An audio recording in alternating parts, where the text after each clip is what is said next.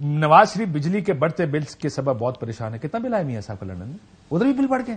دیکھیں بل تو میرے جیسے آدمی کا بھی بہت آیا اور سبھی پریشان ہیں. ہر آدمی اس لیے بل جیب میں لے کے گھوم رہا ہے کہ جس کا 6,000 آتا تھا وہ 60,000 پہ ہے. لیکن بڑے آدمیوں کے جتنے بھی بل ہیں اس سے یہاں درد نہیں ہوتا. کاشف بھائی میری بات ٹھیک ہے آپ کی. غریب آدمی ہے نا. غریب آدمی جو 30,000 کماتا ہو اور 30,000 کا بل آ رہا ہو, اور میں کہتا ہوں اس وقت سب سے پریشان آدمی کون ہے پتا ہے آپ کو؟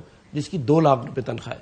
کیونکہ 2 لاکھ والا اپنی بچوں کو کیسے پڑھائے, ایک مڈل کلاس شخص کس کے سامنے ہاتھ پھیلائے, ہم اس کو بھول رہے ہیں.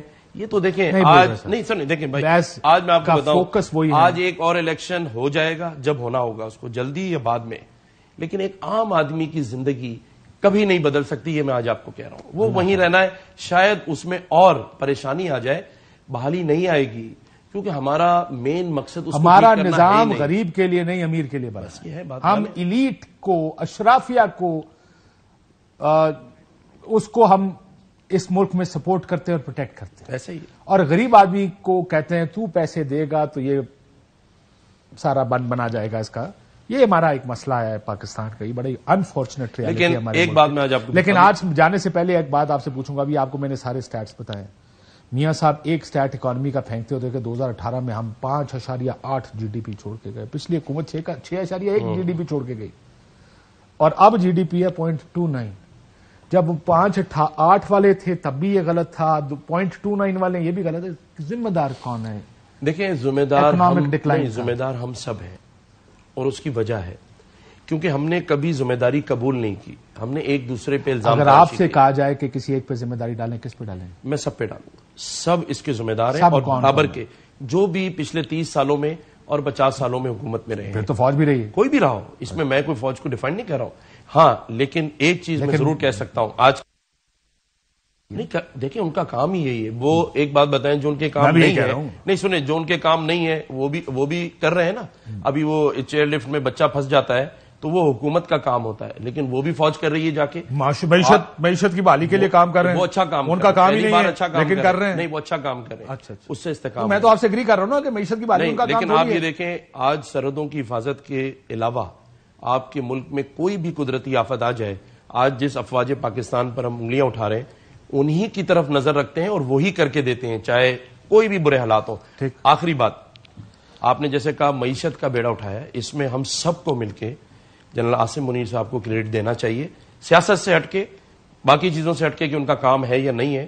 لیکن یہ بات ہم مانیں گے کہ اس وقت جب پاکستان میں رہنے والے آپ نے جس طرح کہا, آپ نے جیسے کہا, آپ کی بات سن کے لگ رہا ہے ان کا کام نہیں ہے یہ کرنا. نہیں میں آپ کو کہہ رہا ہوں. نہیں مجھے تو کہہ رہے ہیں, میں لوگوں کیا سوچیں آپ کی بات. انہوں نے آگے بڑھ کے, جو صرف ابھی کی مثال لے لیں, جو یہ کراچی گئے ہیں اور سارے صنعتکاروں سے ملے ہیں, آپ دیکھیں 20 روپے ڈالر نیچے آ گیا, اور 20 روپے آئے گا, کیونکہ انہوں نے وہاں جا کے ان سے صرف ایک بات کی ہے کہ ہم سب نے مل کے اس پاکستان کے اندر معاشی حالات ٹھیک کرنے. آپ کو یہ اطمینان ہونا چاہیے کہ چیزیں آگے درست ہوں گی, اور صرف ایک لفظ یہ کہہ دینے سے جب 20 روپے ڈالر نیچے آ سکتا ہے تو میں یہ سمجھتا ہوں. دیکھیں اس کی وجہ آپ موجود تھے ملاقات میں؟ نہیں میں نہیں تھا, میں تو لندن میں تھا, لیکن مجھے سارے صنعتکاروں سے میری بات ہوئی. اس ملاقات سے میاں صاحب سے ملاقات زیادہ اہم سمجھ؟ نہیں میرا تو کام نہیں تھا نا, وہ کور ہیڈ کوارٹر گئے تھے. کور ہیڈ کوارٹر میں گئے, وہاں چیف منسٹر بھی نہیں تھے, صرف صنعتکار اور چیف تھے. لیکن ایک اور بات سنیں آپ, دیکھیں پاکستان میں سارے وسائل موجود ہیں. یہ آج میں آپ کو بہت بڑی بات کہنے والا ہوں, ہمیں کسی آئی ایم ایف کی ضرورت تھوڑی ہے. ایسی بات میں پچھلے 40-50 سال سے اس کی ضرورت میں آپ کو بتاتا ہوں کیا ہے. دیکھیں میرا بیک گراؤنڈ ایک صنعتکار یا بزنس مین فیملی سے ہے. ہمارے پاس سب کچھ موجود ہے, صرف صحیح مینجمنٹ نہیں ہے, اور ہم کرپشن کی طرف چلے گئے. اگر 2 سال کے لیے سنیں سر, سچ بتائیے, پہلی مرتبہ یہ بات آپ نے کب سنی؟ سر میں بچپن سے سنتا آ رہا ہوں. یار آپ کی عمر بھی 70-80 سال ہے. میں تو مجھے ایک بات بتائیں نا, آپ کی 20 سال ہے, لیکن آپ سن لیں, اس 20 سال کی عمر میں آپ نے کیا پایا کہ ہمارے پاس سب کچھ ہے, لیکن ہم اپنا مذاق خود اڑا رہے ہیں. دنیا میں لوگ دھوکہ دوسروں کو دیتے ہیں, ہم واحد قوم ہیں جو اپنے آپ کو دھوکہ دے رہے ہیں. لیکن اور وہ کیسے دیتے ہیں, آ جاتا ہے. اگر میں آپ کو بتاؤں نا کہ ہم کیسے دیتے ہیں, ابھی جو بیٹھ کر یہ جس طرح ابھی آپ سے بات ہو رہی تھی, آج ہم جس چیز کو سیل کر رہے ہیں پہلے بھی ہوتی تھی. پہلے جو کوئی کر گیا اس ٹائم آپ ڈیفینڈ کرتے تھے, آج آپ کہتے ہیں وہ بڑا 2 نمبر تھا. اب معاملات ٹھیک ہو جائیں گے. We've always done this. اچھا اب یہ بتائیں This is the cyclic process that we go through every time. کیا ہم ایسے ہی اپنا ساری زندگی مذاق اڑاتے اور اڑواتے رہیں گے؟ الحمدللہ. یہ ہم نے ٹھیک کرنا ہے. کیوں نہیں؟ نہیں کرنا ہے. کیسے کرنا ہے؟ آپ کر سکتے ہیں سر. ہم تو کوشش لگے رہتے ہیں, کہتے ہیں ہر کوئی اپنے رول کے مطابق چلے. سوچ لیں. سر میری بات سنیں. چلے چھوڑے اس آپ ایسی بات پہ بحث پہ چلے جائیں گے تو پھر میں بھی آپ سے یہ سوال کروں گا کہ آپ اس ماں کا کیا کریں گے جو اپنی گلی میں کھلونے والے کے آنے سے پہلے اپنے بچوں کو صلاح دیتی ہے کیونکہ اس کے پاس اس غبارہ خریدنے کے لیے 20 روپے نہیں ہے. آپ نے اتنی ایموشنل بات کر دی, میں کچھ کہہ بھی نہیں سکتا اس کے آگے. آخر میں مجھے یہ بتائیں, آخر سے مراد ویئر ڈو یو سی میاں صاحب واپس آئیں گے, الیکشن ہو جائیں گے وقت میں 4-5 مہینے؟ کیا کہہ رہے ہیں؟ الیکشن وقت پہ ہونے چاہیے, کیوں نہیں ہونے چاہیے؟ ایک میرا سوال یہ ساری دنیا پوچھ رہی ہے کیوں نہیں ہوں گے. ہاں ایک اور الیکشن ہو جائے گا, لیکن کیا ہم اس الیکشن کو ایسا الیکشن بنانا چاہتے ہیں کہ آئندہ آنے والے 5 سال تک جب تک ہم رہیں ایسے بنائیں گے اس میں سارے لوگ یہ کہیں کہ ایک شفاف الیکشن تھا, سب کو ووٹ ڈالنے کا حق تھا. اگر آپ کا نئی مردم شماری کے یعنی آپ کہہ رہے ہیں کہ یہ الیکشن سلیکٹڈ والی آوازوں کا کے ساتھ اب اگلی اسمبلی آئے گی یا اچھا الیکشن ہوگا؟ مجھے بالکل امید ہے اور یہ اچھا الیکشن ہوگا اور سبھی کو الیکشن میں حصہ لینا چاہیے. اگر کوئی عدالتوں میں پھنسا ہوا ہے تو اس کو عدالتوں کے ساتھ رجوع کرنا چاہیے, اور اگر کسی کو جو بھی ہو, عمران خان کو اگر سزا مل گئی ہے تو وہ بھی عدالت سے رجوع کرے. میں نے آپ سے ایک چیز پوچھا, وہ کس چیز کی سزا ملی؟ دیکھیں مجھے تو آپ گورنر سندھ ہیں, آپ نے اخبار میں تو پڑھا ہوگا کہ اس کو سزا کس بنیاد پہ ملی. دیکھیں توشہ خانہ کیس کوئی کم کیس نہیں ہے. ہاں بالکل بہت بڑا کیس ہے. ایک شخص پاکستان کا, یہ گھڑی آپ کو پاکستان میں ملی, اسی طرح کی پاکستان کا وزیر اعظم رہا ہو, اس کو صرف اس بات پہ سزا ملنی چاہیے کہ اس نے جھوٹ بولا ہے. کیا جھوٹ بولا اس نے؟ بہت سارے جھوٹ بولے, میں تو گنوا سکتا ہوں نا.